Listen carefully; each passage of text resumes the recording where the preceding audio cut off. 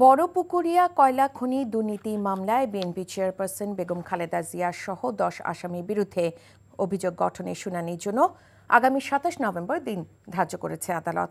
ঢাকার বিশেষ জজ আদালতে বিচারক মোহাম্মদ আবু তাহের এই দিন ধার্য করেন। বুধবার বিএনপি চেয়ারপারসন বেগম খালেদা জিয়ার আইনজীবী তার পক্ষে হাজিরা দেন।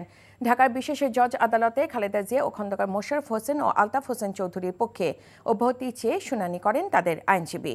এদিন শুনানি শেষ না হওয়ায় আগামী ২৭ নভেম্বর অভিযোগ গঠন শুনানির জন্য নতুন দিন ধার্য করেন বিচারক। টাকা চুরির জন্য যদি আমার গলায় জুতার মালা পরাইতে হয় তাহলে আমার শালীর সাথে প্রতারণা করার জন্য তোর ফাঁসি হবে।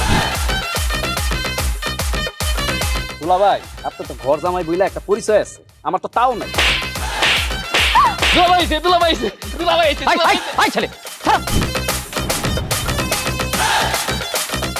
রাজনৈতিক ফ্যামিলির মেয়ে হয়ে ওই কাজ করবে।